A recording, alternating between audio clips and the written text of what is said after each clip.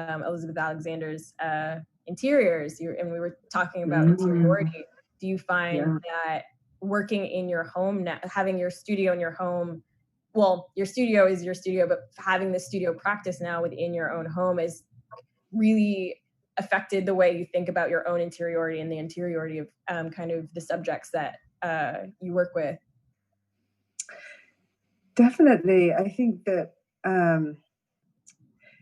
the practice of making portraiture, you're kind of creating a space, and there is this interiority, this, even if it's kind of staged in a way, there is this kind of creation and kind of finding and making work with another person. You're creating this safe space. And so thinking about working in my own home and this being the safe space, especially during COVID, it actually being the safe space, has kind of been transformational. And I don't know if I can truly answer it. I don't think I've digested enough, but it's certainly given me comfort, and in many ways returned me to myself, because of the collaborations that have had to kind of being put on hold.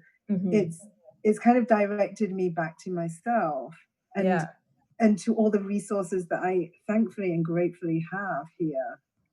Yeah, I think that was definitely something I was wondering about your work in particular, because so much of your work is around portraiture, and what does that look like when you can't have, these intimate moments with your sitters in the same way? Have you found ways of, I guess, what has your process looked like in this time? Have you shifted away from portraiture in this time, or are you finding new ways to utilize this distance to still create that kind of work?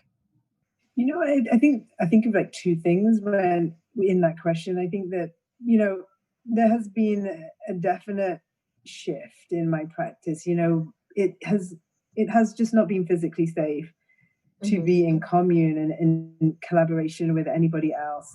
And so it's kind of made me reevaluate and go back into my archive.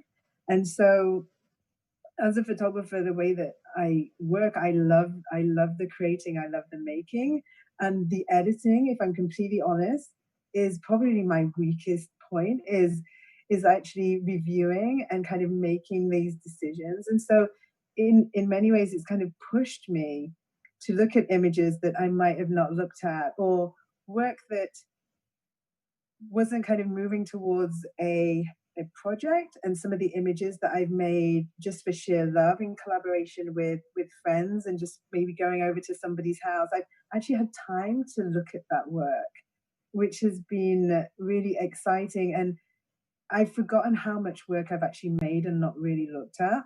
And the second thing is actually realizing this process I've been going on through the last 2 years, which has been focusing on myself and the work that I made, the images that as we all make as collaborators. You're searching for new paths, but you're also searching for yourself in many ways. And as I collaborate with people, and as I was a new immigrant here, I was definitely looking to find myself and find a safe space and community with all of the people that I've made work with. And so kind of turning the camera onto myself, it's a different time to actually see who I've really become, or who I perceive I've become, or who I am in this particular space that I've created to make this photograph. So, much of the work I was looking at was work that I made a year ago of myself in the headlands, in this kind of quiet space of almost isolation, almost like mirroring in many ways where I am right now, but also making new work and kind of finding. I'm a light junkie, like finding places of light in my house where I feel that I can make photographs that really kind of talk to the position that I'm in right now. Can you, I don't know, it sounds like all of this is kind of a process that's still in the germination stage, which is very exciting. But are there can you show us any images that you've been working on in the last few months that kind of reflect this internal kind of look and the turning the camera back on yourself? Absolutely. Let's kind of go into this room here. I love it. Little field trips. Yes, it's like this little. Hopefully, no one's getting motion sick on this. But let me kind of draw into some kind of works that I was making, and so I began making some self-portraits, and then I was actually asked by the New York Times to make some work for a piece called Sources of Self-Regard, which was accompanied by an essay by Deborah Willis, which yes, it was wonderful to kind of have her words kind of sit with images that we've been creating, and some wonderful works from people like Dana Scruggs. And so this is some work that I've been making for a piece. Let me get one more out for you. So let's have a look at these here.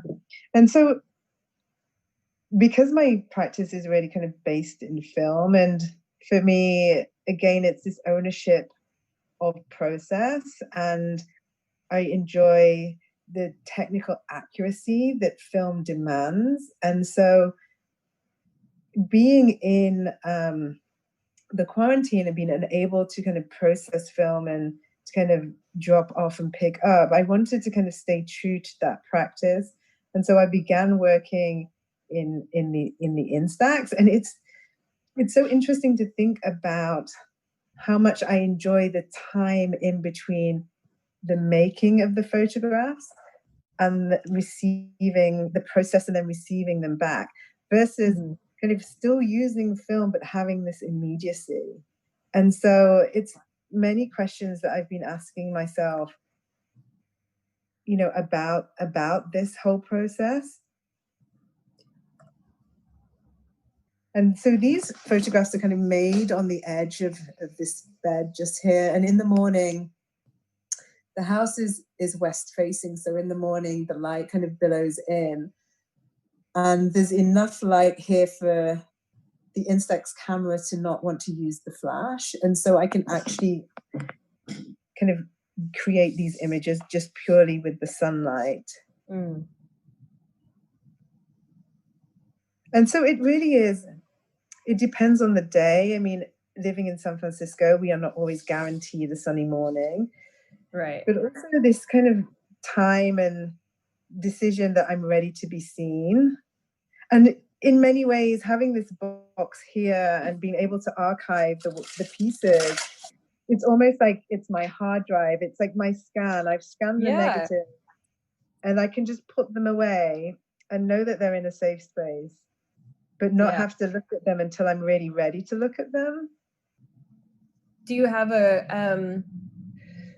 I mean, some of these appeared, as you said, in New York Times, but do you have a destination for them for the future, or are these more personal items for you and for thinking about where your practice is going, you know, the next phase of your practice? You know, I think that it's a good question. I think because they've been in the New York Times, they, you know, certainly the images that appeared almost no longer belong to me.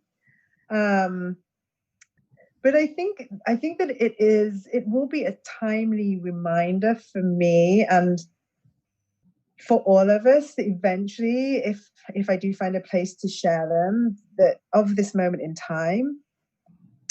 So, I mean, I was asked to share the work, and I politely declined. But I think that, you know, in the future, I think it will. I would love to actually share them. I think one of the things I have to think about is how that happens, and whether that is as in a grid format, or whether it's kind of more in an individual style. So, you know, and it's an ongoing process as well. I think I have about 40 of them.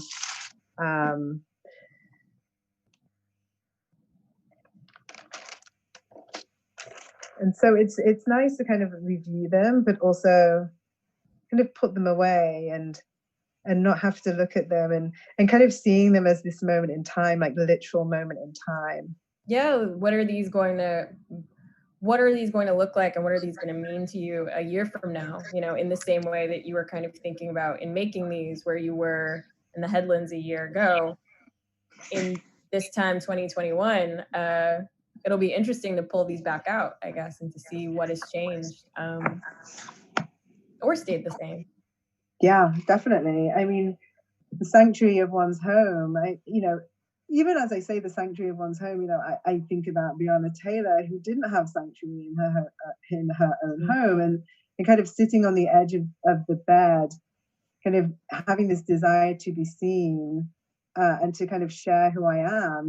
It's all of these questions, will be amplified. There will be even more questions, I am sure, as we kind of continue to move through what we're kind of traveling through right now. I think, having this camera in your hand, and when making the Instax images, it literally is an arm's length. There is no other support. That also kind of adds many questions.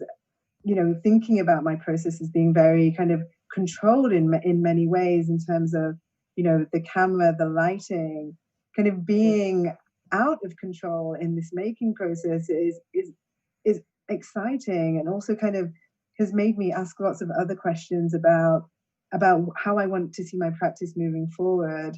Mm-hmm. Well, I think looking at those, I think, is a good segue into looking at some of your previous bodies of work. I definitely want to spend some time talking about silhouettes, I think. Yes. I think that's obviously there's a direct relationship, I think, between these Instax photos of yourself, especially because of how, even though your wonderful mane of hair obscures like some of your face in some of them, there's also a forward facingness to these works in a way that we are denied to a certain extent with silhouette. So I'm just going to share my screen really quickly so that people can see these.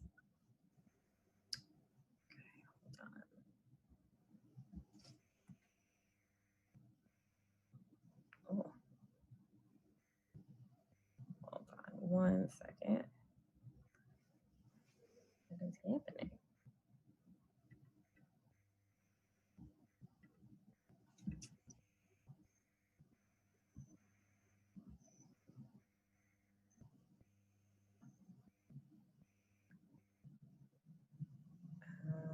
Let's see if that works. Oh no. Okay. Well, I'll come back to this in a second. It's not, for whatever reason, it's not allowing me to share my screen. Trust technology. It's always the way. I know. This whole Zoom situation, it's quite strange, quite stressful. You're doing great. Thank you. It's like 12:55. Everything was fine. It all worked. Exactly.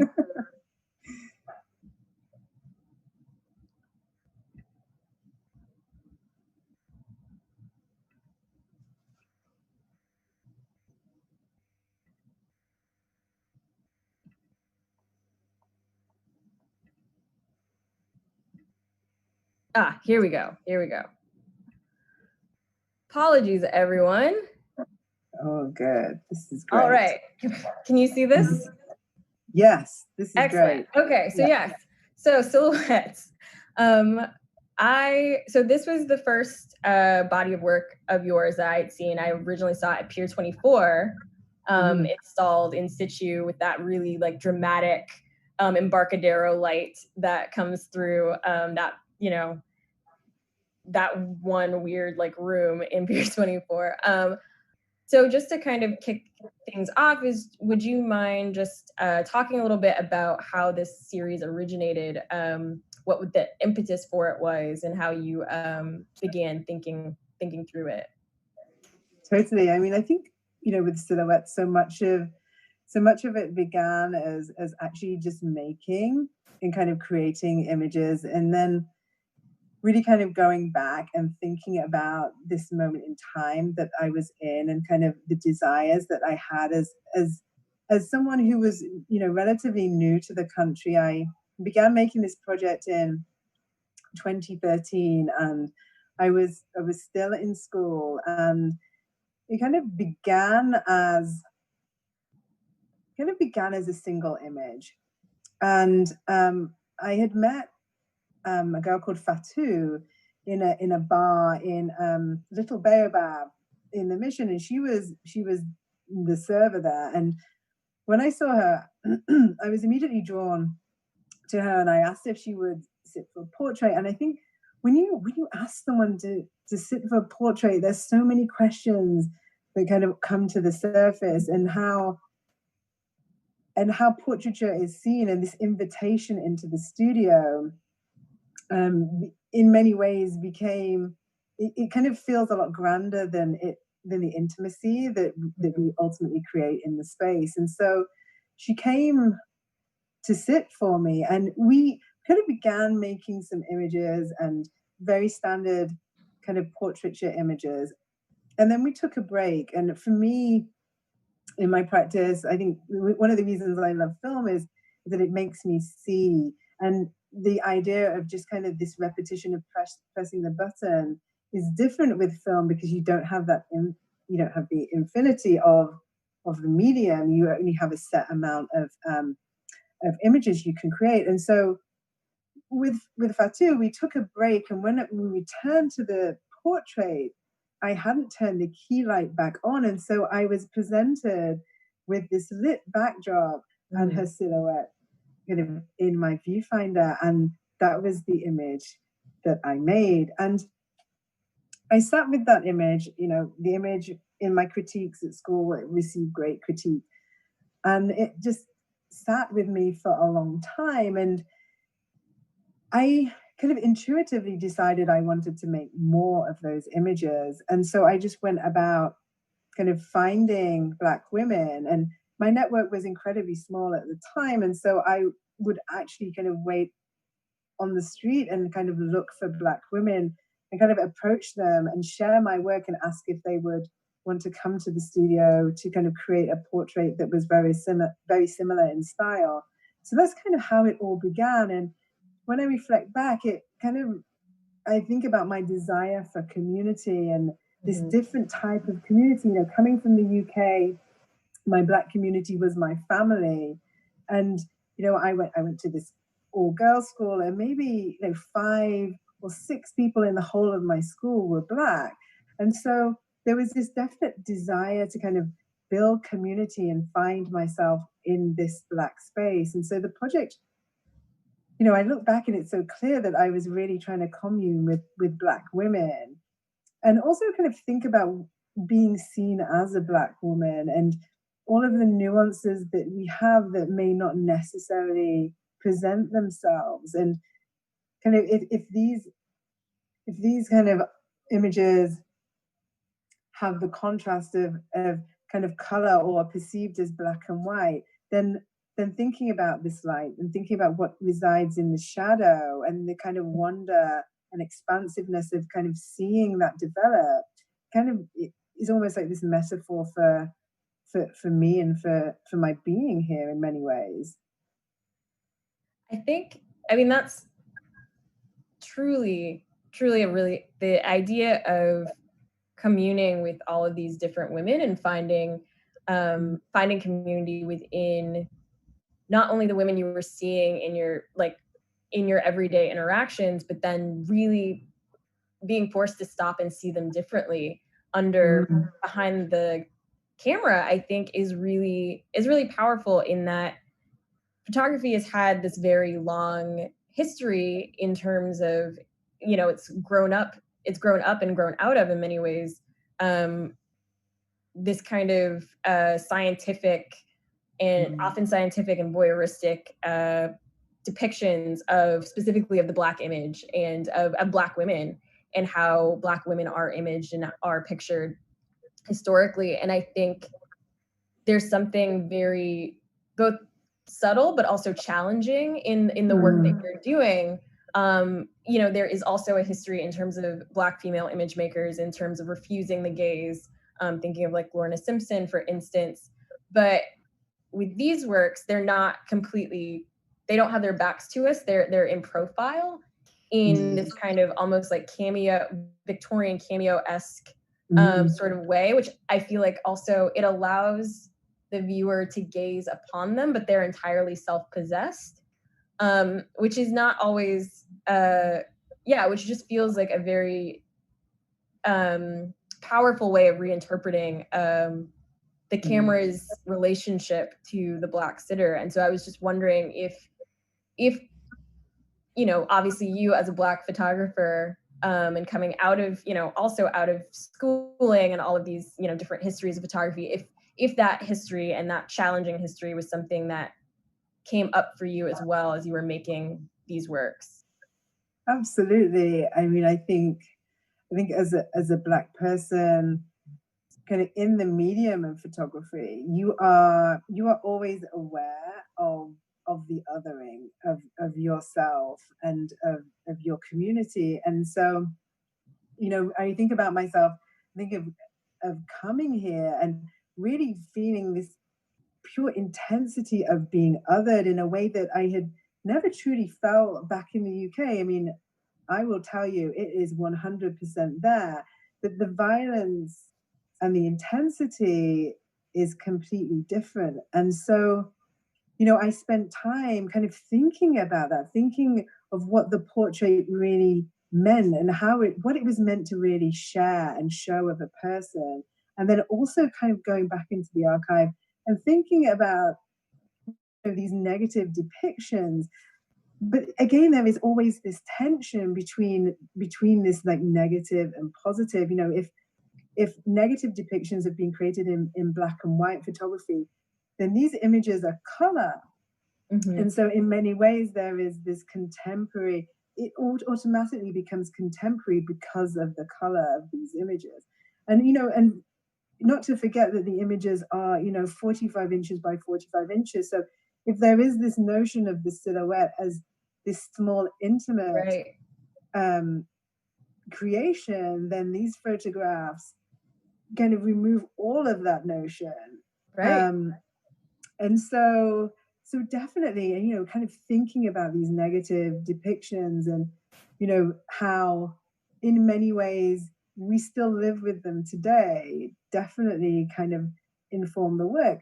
And yet I see within it both Western and kind of Afro gazes. If I think about Western art, I can see it within this work, but I also see, you know, Afro legacy within this work as well. And so I think that kind of putting all of those tensions into one pot, I think that the work, you know, I really enjoy the expansiveness of the work and how the different layers of entry are kind of present there. And even thinking about how I titled the whole series, you know, I untitled the series. And, you know, that came from a place of protection, you know, in many ways, why should people know necessarily the name of these people? It may not necessarily always be a desirable or safe space, you know, and even thinking about institutions, you know, institutions were not created with us in mind. And so there was this like level of protection that I had for all of the women in the work as well, thinking about that.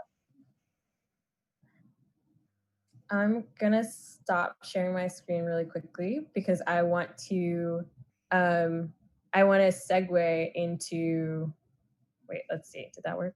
Here we go. I want to segue into another series of yours based on something that you just said in terms of thinking about your coming to the States and your experience of kind of the intensity of that, the violence of the gaze in a specific way, comparative to your upbringing in the UK. I really want to spend a little bit of time talking about the 1619 project that you worked on with the New York Times, and your being involved in that project. First, I guess my first question kind of is, how did you become involved in the how did you become involved in the project? And then what was the experience like for you to visit, and I'll show some of the works, but to visit with these objects and to be kind of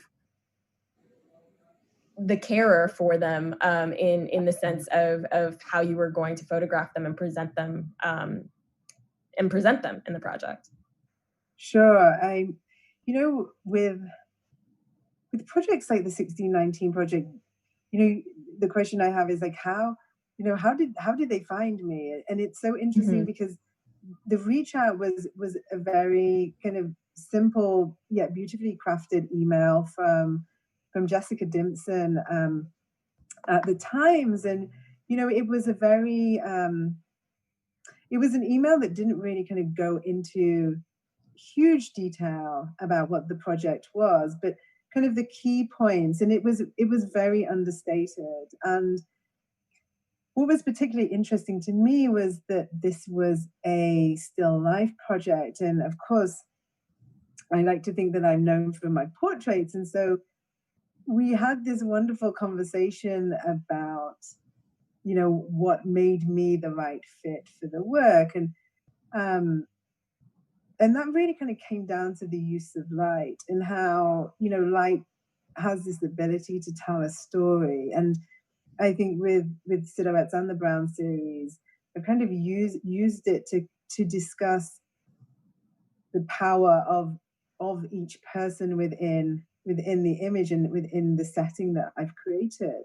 And so Jessica was like keen. I was like, I hope that I make portraits. And she was like, it's really important that we set the right tone for these images. And so I accepted the project. I honestly didn't think with my schedule I was going to be able to kind of do the project, but I kind of moved some things around, and some things kind of happened in my life that kind of made it possible for me to create this project. And it was almost like this silver lining to a cloud. And we had long discussions, Elena, about how to light these objects. And for me, because they carry the weight of such a disgusting history, that they could not be beautiful, that these objects had to have a weight to them.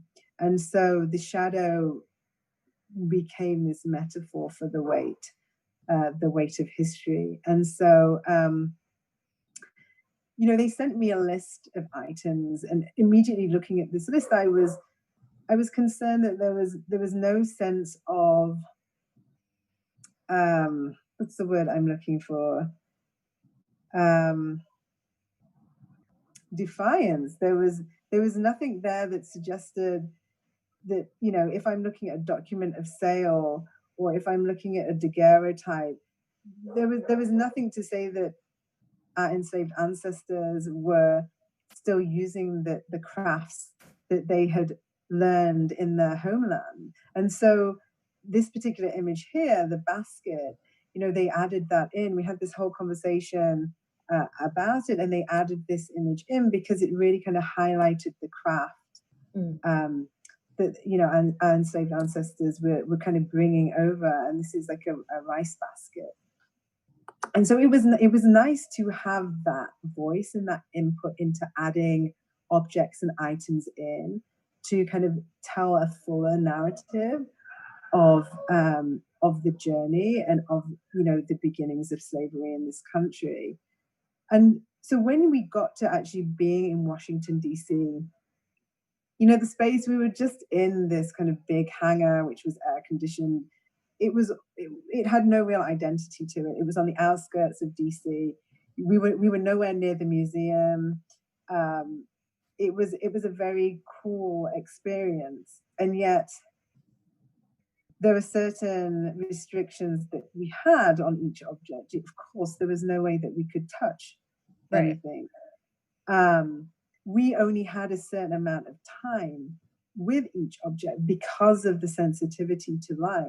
And so it meant that we were working in a very fast way. And a lot of the images were created with staged objects prior, and then the object would be brought in by preparators and kind of staged where we wanted it. So in many ways, the amount of time that we had with each object was limited, but still completely profound. And the group of people that worked on the project, all of us were women and three of us were Black women. And so, I managed to fly in my assistant from New Orleans. Jazz came, and it was this wonderful experience. And we both stood there looking at these objects in wonder of how far we've actually come. Mm-hmm. And kind of harking back to photography in its early beginnings and its scientific nature and this negativity, to kind of be mastering this medium in front of these objects was almost felt like standing on the edge of the universe, how far we had come. Yeah.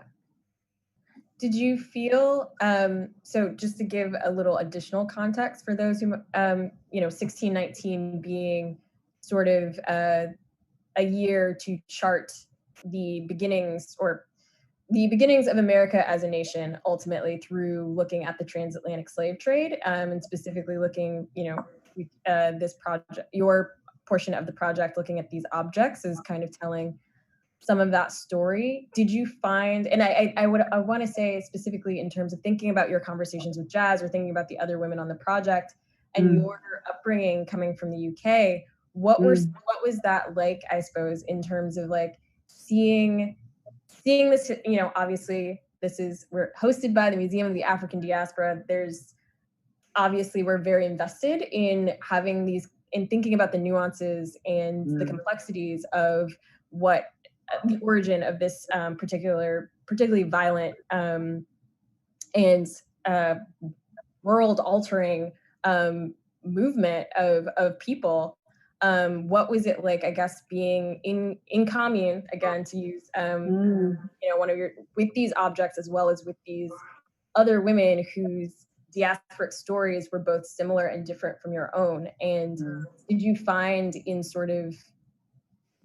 in being involved in this project, did you find many similarities or disparities in how you understood this history, from your position coming from the UK versus kind of an American understanding of this history? I think that what history is always so problematic, because it is always told by the victors. If we in the UK, are not taught the history of slavery at any point in time. And certainly in my education, history was very much focused on, the Napoleonic Wars, these great championing moments of British history. I mean, the empire is completely skipped over. And then we kind of move to maybe the abolition, we touch upon that, and then through to like women's suffragette movements. And so, kind of grounding yourself in this history and thinking about these diasporic movements is completely different. I think of my grandparents moving from Jamaica to the United Kingdom, and the trauma and the this kind of casual racism that they felt in kind of moving to the UK. I mean, as well as some violent moments. There is this disconnection of the story in many ways until you come back to this country and you realize that there is this one main journey that the majority, all of our ancestors have taken, and the Middle Passage and the violence of that. And I think that for me as an individual, it kind of living here has been so wondrous, but also so traumatic as well. That kind of standing in front of these objects, I truly understood the trauma, and maybe it's something that I hadn't always kind of sat with because of this completely different experience. And I think about the Black experience outside of this country as being completely different. And so it brought so many things together, and this feeling of oneness as well as we stood there. You know, this true oneness of experience. I think that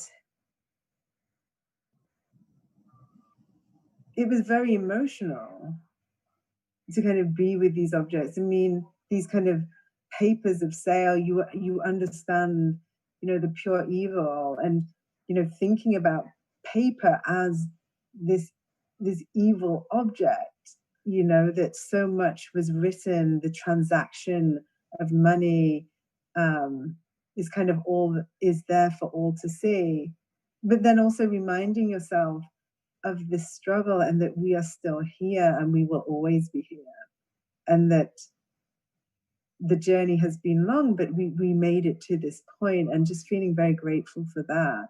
Does that answer your question? I feel like yeah, no, this was a very meditative. There was no trick question, no right answer, just genuinely very interested in what that experience, because as you see, you know, these objects are so precious and so rare.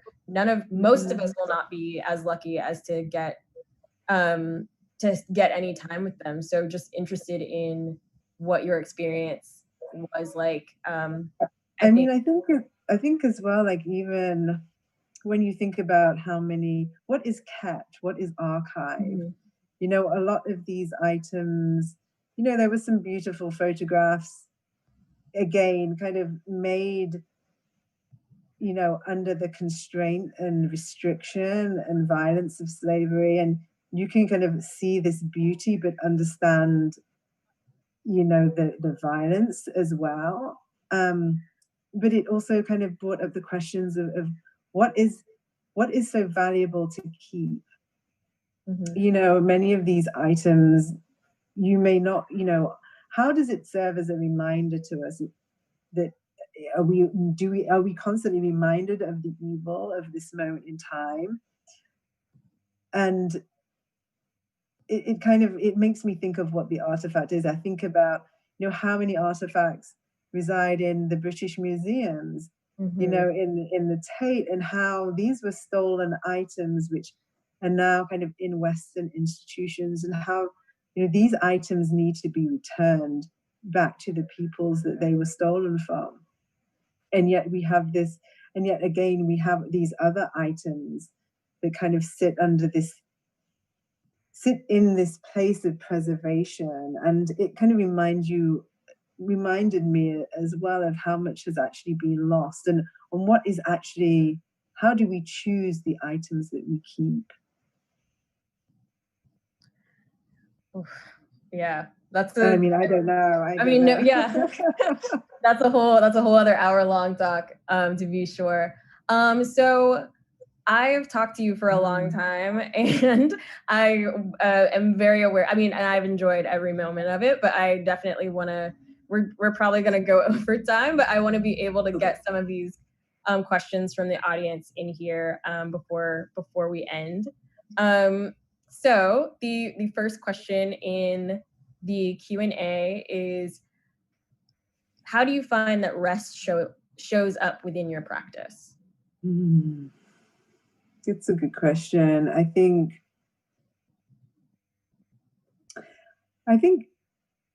kind of being okay with the fluidity of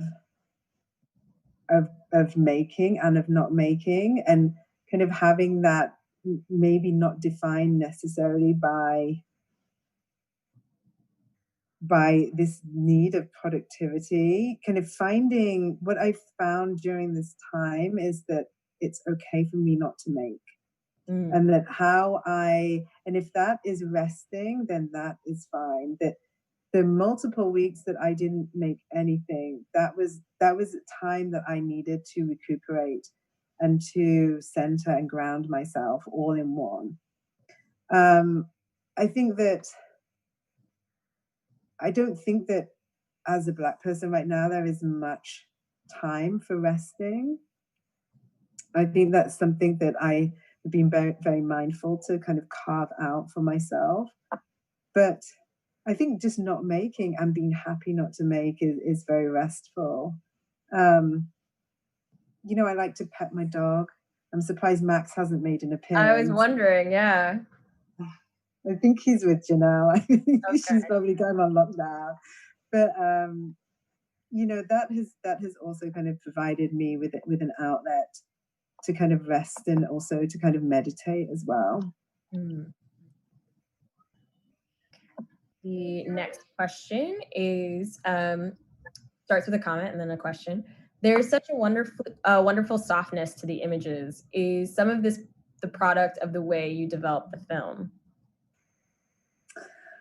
I don't think, I think no is the answer to that. There is, it may actually be the screen. I think that softness may come from the light, and I think the light definitely caresses each woman in the silhouette series, and it is almost kind of like a blanket.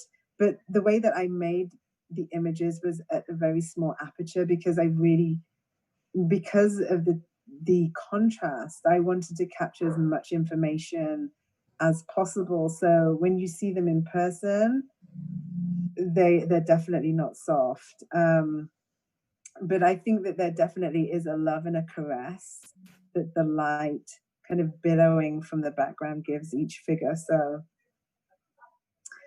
yeah.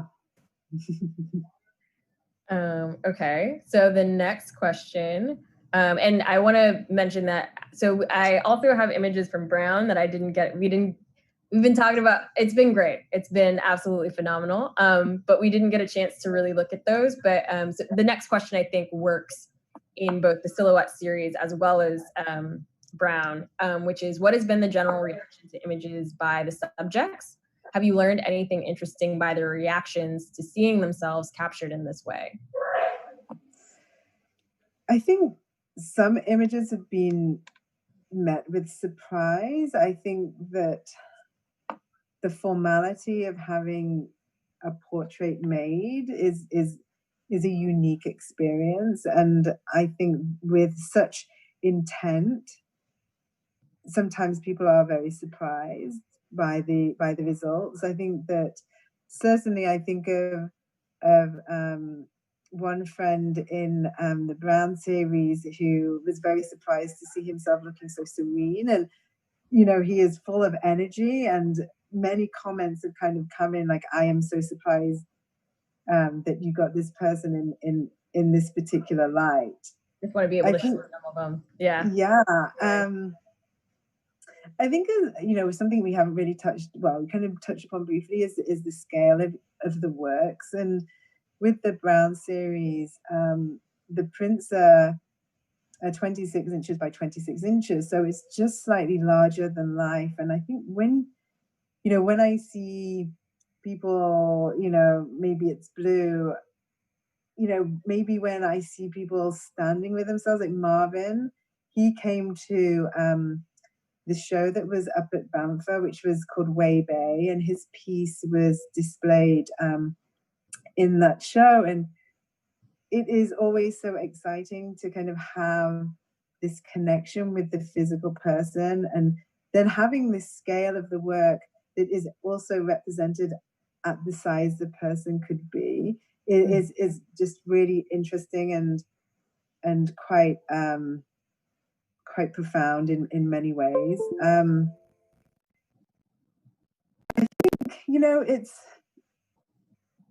such an act of seeing, and you know, kind of inviting with this series, you know, inviting people into your home. And you know, many of the collaborators were strangers. When we met at the doorstep, there would be one person that would have connected us, and I really kind of felt that I opened up my questions to my silhouette community and asked them to kind of send me and connect me to their network of men and those identifying as men.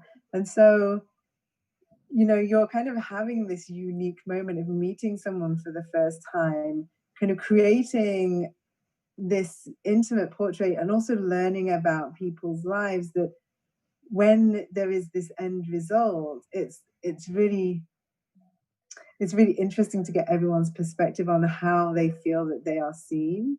And so it kind of ranges from person to person, but there's definitely this uniqueness in this space. And also to kind of ask people to remove an item of clothing is kind of also this kind of vulnerability, and which I think we both share in kind of space in and also in sharing our lives. So yeah, there's a lot to think about in each piece and kind of representing each person.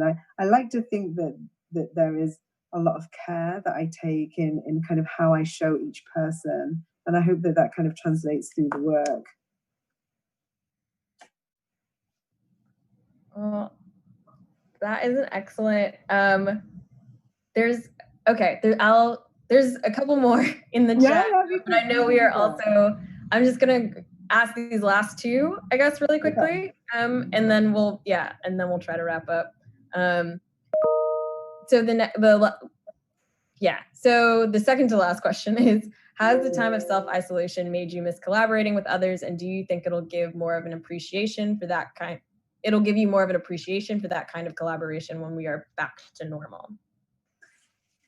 Definitely. I think that I don't think that we will ever truly return back. And I would like to say I don't really know what normal is. I think normal is up for grabs, and we're here to take it. So I what I really appreciate is, I appreciate kind of sharing and kind of opening up myself and kind of feeling that there is this gift that I receive with every portrait that I make. This gift of understanding and of trust. And I I really I do miss that connection. Um, I mean, it kind of blows my mind to think that we had so much freedom before, We took for and granted. how we just took that for granted. And so there will be something so precious that will kind of come back to us all when we can all be in each other's company. I think that with my process, there's definitely been this loosening of certain tensions and maybe control, maybe in terms of the space and the environment that I create. So maybe that is something that I will be exploring more. And as I kind of move into grad school and this kind of whole space of experimentation, I am excited to see how this time has an impact on the work that I make and the mediums that I will be choosing to use. Um, but I'm incredibly grateful for everyone that I've collaborated with, and I think that that's something that has been reinforced during this time is like how much time people take to kind of help me and make work with me. And so yeah, I think it's almost quite humbling in a way to kind of think about that. Yeah. Yeah. All right. Last question, though it is a doozy. So, um, A doozy. yes. So this one is: Erica, you expressed the desire to protect your silhouette sitters by not naming them. I'm wondering if you balance that against knowing that Black women are often not seen as individuals, not named and treated as interchangeable. Yeah, I mean, I think, at the time, I made this decision kind of prior to Me Too and kind of like say her name.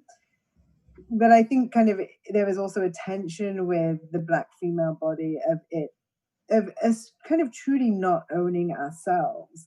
And so there was definitely this desire to kind of keep a piece of someone's identity for themselves. And this idea that You know, as Black women, we are always giving, we are always problem solving, we are always sharing ourselves. That within this space of sharing, that there could still remain something that belonged to them. Mhm. And that became kind of very important and very driving for me. And don't get me wrong, I have like thought about this like 1,000 times. Like, did I make the right decision? But I think because there is this nuance in the lighting as well, that these suggestions that I'm offering, and this kind of this space that we have created together does not need to be necessarily named and identified. That really, you know, there should be something that Black women can kind of keep for themselves. And for me, that was their name. Well, thank you so much for today. This has been a fantastic conversation. I feel like even though we didn't get to really dig into Brown, I'm glad we got to look at it a little bit. Yeah. And I'm glad we got to touch on so many different projects. I guess just before we leave, the one thing that I would love, if you want to plug anything real quick before we end this call. Yes, definitely. I will be sharing new pieces of the sculptorial work, kind of derived from photographs, and that work will be up at Anthony Meier Fine Arts in the city, opening on the 25th of August through to the 2nd of October. I believe that the gallery will be having an appointment based way to view the work. The work will also be online in a virtual viewing room. So I'm really excited for it. We didn't even get to see those pieces. I know, it's too much. Well, it's not too much. It's a lot, which is always exciting. It's always exciting. It is exciting. We'll have to do another one. Here we go. Then the other thing is I will be also doing a 30-minute studio visit for Art Noir. Art Noir is an Instagram platform which shares wonderful artists and works, and I'm really excited for that. And that is tomorrow, and the time is 2 p.m. Eastern, 2 p.m. Pacific Standard Time, PST. So that's also something to watch out for. But you know, I just want to thank you so much for having me. You know, I was in conversation earlier with another collaborator, and I was saying how nice it is to have this museum in the Bay Area, and especially as well, like in San Francisco, kind of supporting us in every way possible. And I just want to thank you for having me so much. It's such an honor. It's such an honor to be in conversation with you. Thank you for agreeing. And thank you to everyone who attended the event today. Stay tuned for more of our programming coming up later in the week, as well as previous programming on our YouTube channel. And just keep watching out for more from Moad and more from Erica Deeman. Thank you so much. Bye-bye. Bye. Bye. Bye.